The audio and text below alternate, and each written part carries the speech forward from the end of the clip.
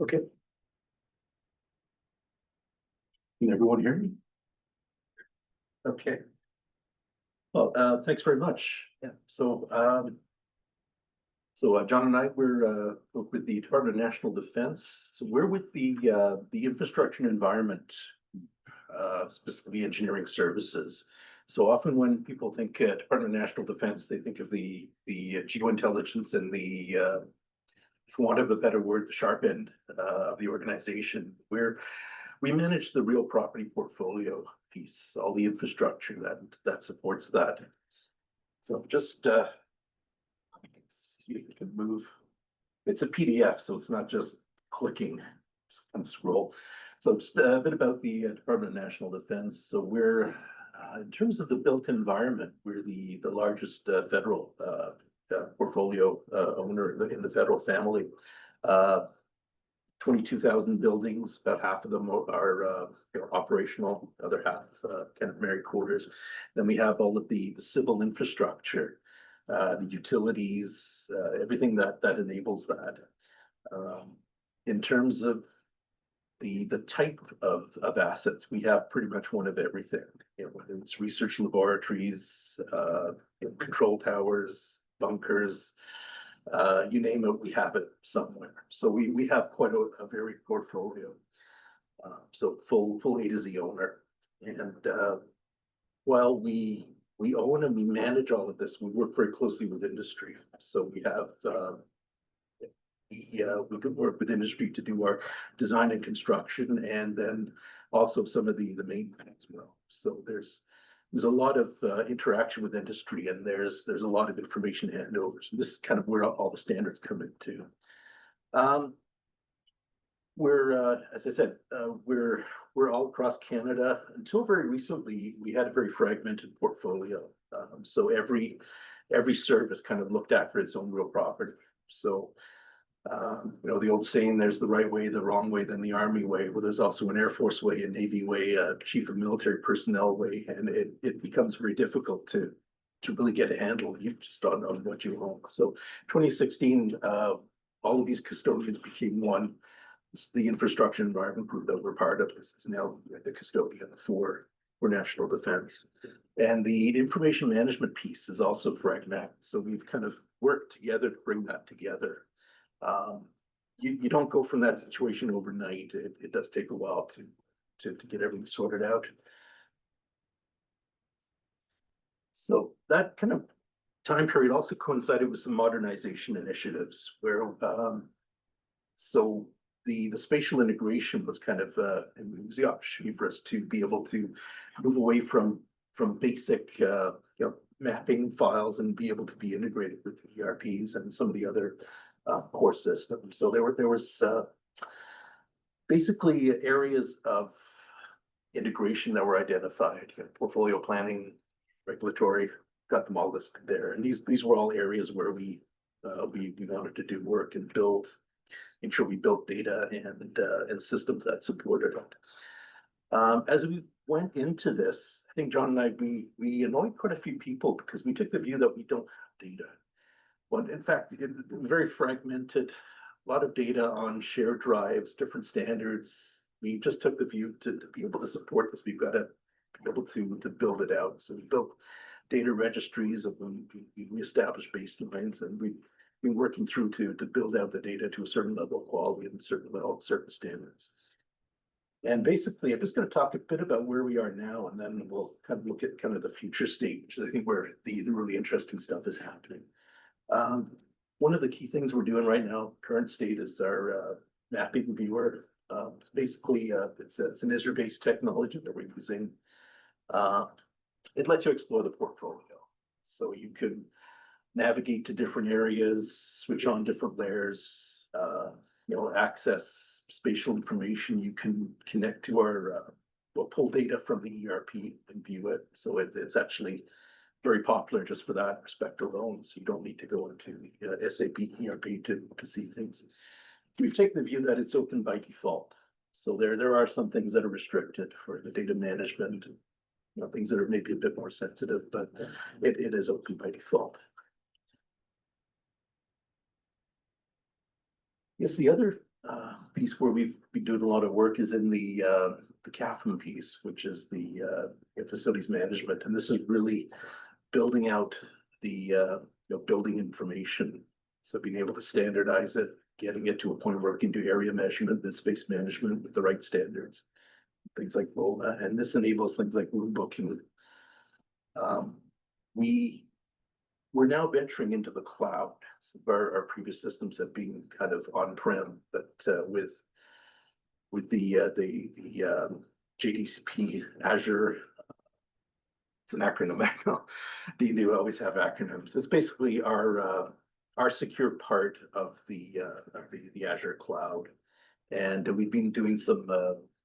We actually have a room booking tool, so you can actually access just on your personal phone information in our cloud environment that was built, from our intelligence. And so there's a lot of connections happening there. So, so it's certainly something we want to build on. I'm just going to minimize this. Yeah. So that's basically where we are now, but we need to move forward. We want to be able to do more. There's all kinds of digital transformation that's happening, and we need to be able to make full use of it. I think one of the key things that's coming in is building information modeling, and in the built environment, that's key. And being able to integrate with that in a geospatial context, and that's going to be the foundation of the digital twin, which is kind of where we're heading. So we need to be able to work with industry. We need to be able to make sure that industry can support our needs, and that we are in turn working with industry and asking for the right information. It's not just getting the construction handovers as records, but actually being able to get the right information to be able to kind of move forward and manage the portfolio. So there's a lot of integration and work that we need to do. So in terms of direction, our director said lead from the middle, and we kind of took that to mean work with and collaborate with as many groups as you can. So we're actually very involved with different standards groups, other government departments. We'll talk a bit about that in a moment. Just these are some of the key points about the digital transformation in Canada. There's a lot of very interesting things happening. The BIM and geospatial are kind of the key parts where this is happening. I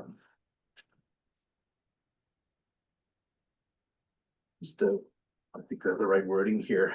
I think some of the key things here, we have the work with the OGC, which is going to be very important for national defense. Work with Building Smart Canada, which is a standards organization, which many and I see 211 may not be quite as familiar with Building Smart, but that's a key organization for the built environment.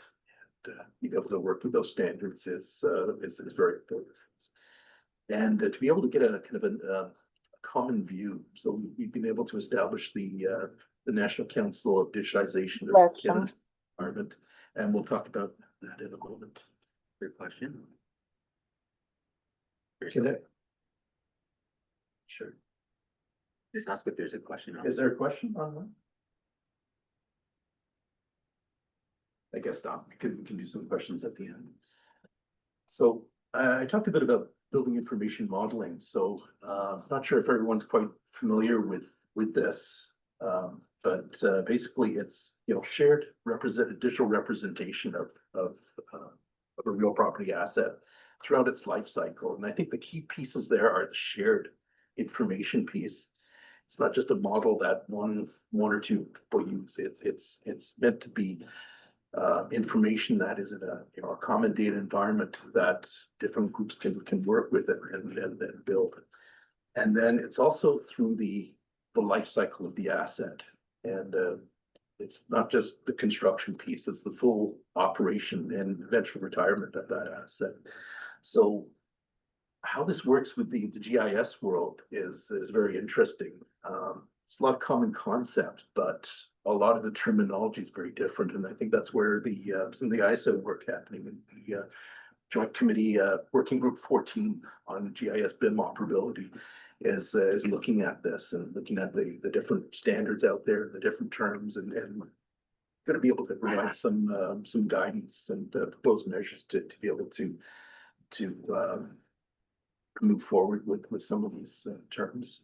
Just on a personal note, in our own team, we did have an occasion where we had I think it was a disagreement over the term of metadata. Someone with a GIS background, someone with a BIM background who were actually advocating for the same thing, but because of the terminology, they didn't know it, and it actually got quite heated for a while. So it's so very interesting what's happening with the working group 14. Move over to the next one. This is just kind of a very high level view of some of the key standards that we see that are shaping our move forward towards the digital twin. We have IFC, which is the open standard for building information modeling. City GML and JSON, which are the for the site and the geo piece. We know that there's, as we go into full digital twin, there's sensor information that we need to be able to integrate with. So there's standards out there. On the underground, OGC, there's a lot of work happening with the muddy. So that's D&D is a member of OGC, and that was one of the reasons why we wanted to join, was to kind of get more involved with that. And then I guess the all-encompassing information management standards, ISO 19650, which is really the guides how in the information and management process for the built environment throughout the whole life cycle. So it's not just a building thing, it's the full information management life cycle. That's why I kind of got it circling everything here. And key organizations, OGC, ISO, and then Building Smart. I've got the logo for Building Smart Canada. Building Smart has a chapter-based approach. There is a Building Smart International, but for our purposes, Building Smart Canada is really the lead in the Canadian industry here. And my colleague John is the president currently.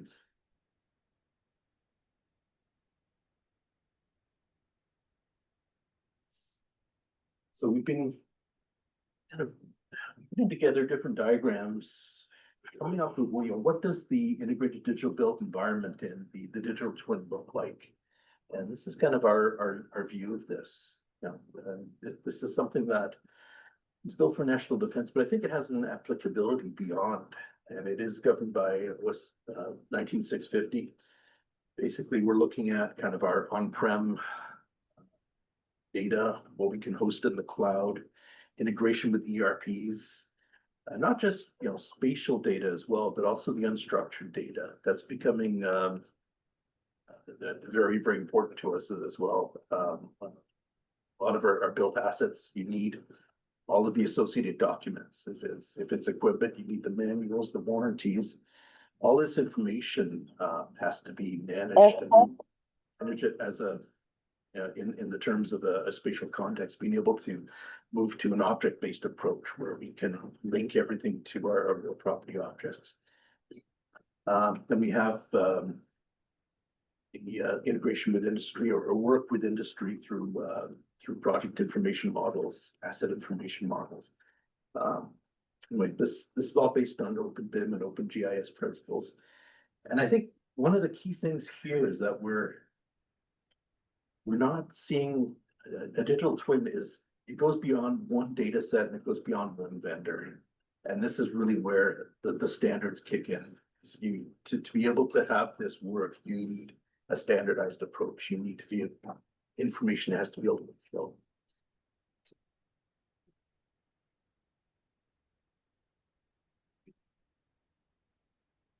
Sorry.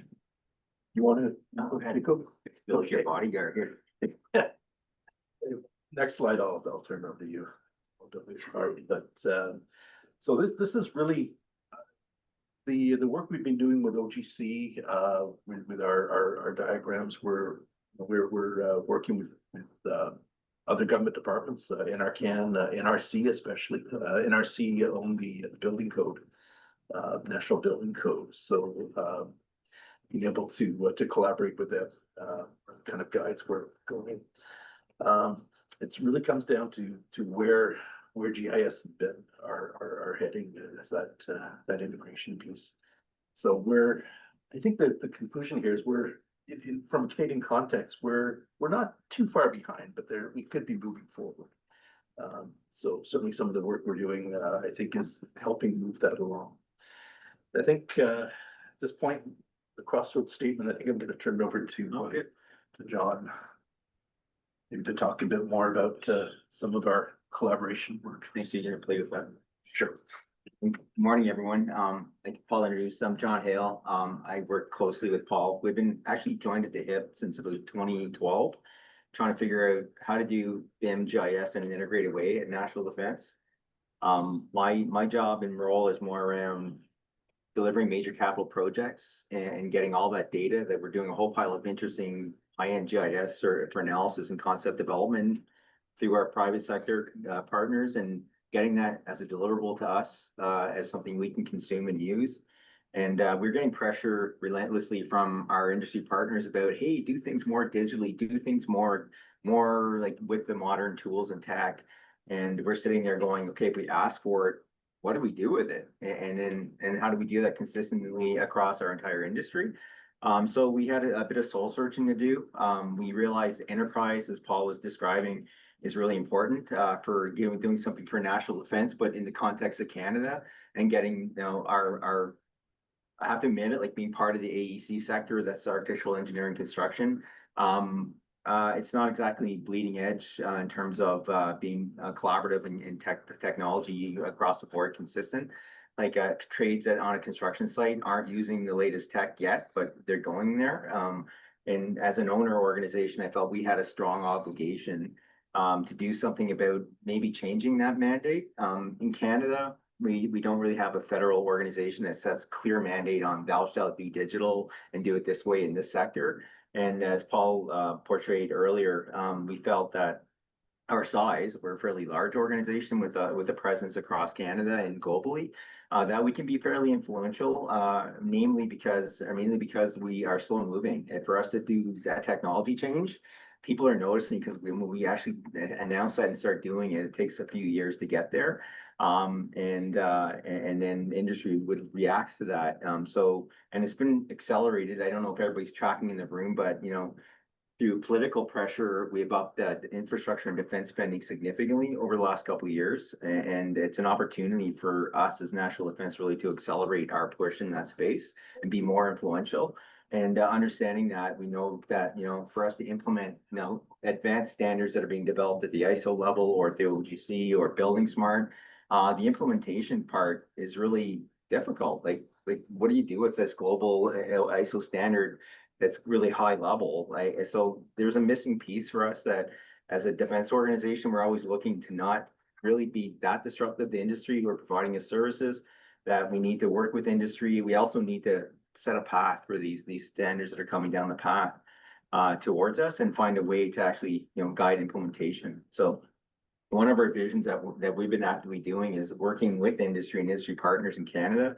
As per the slide, this is a concept that we we really loved from OGC. There's a Canada forum that was established, and I know Ryan is sitting in the room and was a big player to help move this Canada forum along. But we felt there was a strong integration point for BIM GIS, and we need to work with our industry partners in Canada to sort of understand how they went together, what that means downstream for digital twin, and then to also take some of these industry standards and make them practical for implementation. So we initiate this National Council on Digitalization of Canada's Built Environment, and I apologize, that is the longest, even the worst acronym I've ever seen, and I can't say it easily.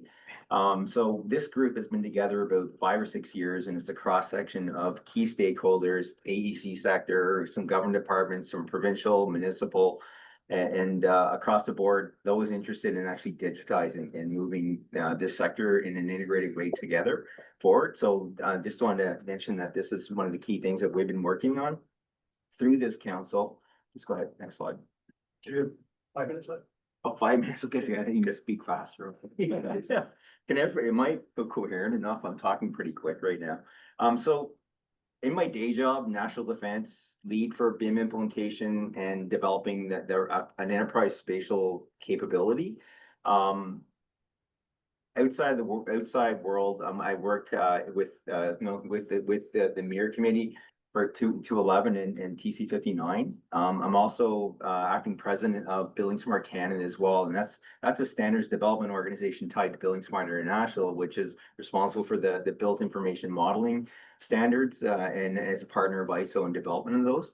And we found that we contribute immensely to get those shaped and developed, but when they're ISO and published, how do we implement? There's a big gap. So we tried to develop kind of an ecosystem here in Canada, and we're sort of almost there. What I'm showing on the board, it's a lot. We found that on the implementation side of any capability, especially in this sector, that it was best that it's such a broad, vast industry that we're collaborating with. We through Building Smart, we created a community approach where we developed a series of domains, like one for infrastructure, housing, really those implementers who are willing to go and implement open standard in the BIM GIS integrated space, mainly BIM in this case, and find out what's missing. What do you need to implement these? Inform us, and then we'll bring it back to the center, bring it back to Building Smart International, and do the processes properly. So we started to establish a digital transformation hub to do that, and we have actually Carleton University through the Carleton Immersive Media Studio has been a partner with us on this, and so has the NRC. And we're just getting going with developing a core group, looking at developing a platform, developing a narrative for not only open standards, but open source, improving for Canada. We have a challenge right now because we need to have our data protected and have sovereign technical capability or technology. And so like, these are some problems that we're trying to solve. I'll move on, Paul. So through we've coined we just recently introduced this in last fall, really developing this core capability as a platform. If you want more information, I know I don't have much time left, but this is an area where we're trying to bring in key participants, both in all sectors, interested in the digital twin space together and working towards a common effort.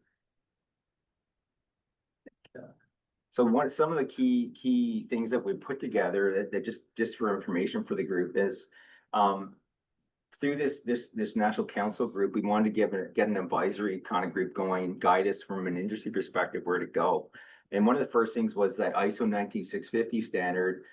We thought it was important that we publish a Canadian version of it, and then from that, developing the proper matrix for it. We found it from most people who are part of the group were like, well, they wanted to change it a little bit and they felt guidance was missing. So we noted that, and upon publishing, we've now got an active engagement process going across the industry here in Canada to go and get feedback, to go develop that guidance package and properly get industry kind of focusing on what does it mean for Canada to get the right language in the ISO standard and put a campaign in for changing the industry at large towards it. And part of that is the developing of a digital twin roadmap. And I think that's all I'm gonna have time for. Okay, back to you. Yeah, I've just got two slides. We'll go through them really quickly. Oh, sorry, just wrapping up here. I just did want to mention the OGC Canada Forum. OGC is an international organization, but it does have the regional chapter approach. And this has really been embraced by NRCan, really kind of helped drive it. Basically, there were in-person meetings up until COVID, then it became a bit more virtual, and there's starting to be more than just a forum. It's really starting to move more towards that advocacy. So this is just showing some of the timeline of some of the things that are happening. And the next Canada Forum is actually on Monday at Geoignite here in Ottawa.